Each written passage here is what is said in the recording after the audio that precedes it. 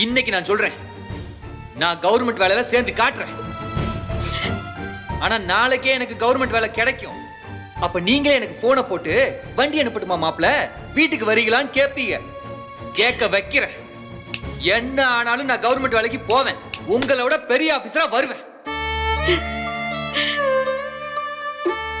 அக்கா ஏன் பாருங்க, கொடுங்க. அவங்கள பாரு. எப்படி மாசா? நிஜமாவே உங்க அண்ணனா இவ்ளோ பேசினாரு? நிஜமாவே அண்ணன் தான்.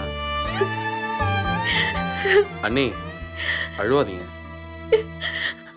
அக்கா என்னக்கா சின்ன புள்ள மாதிரி? நான் வருத்தப்படாம இருக்க என்ன சமாதானப்படுத்த தான் என்னென்னவோ சொல்லிட்டு இருக்காருன்னு நினைச்சிட்டு இருந்தேன்.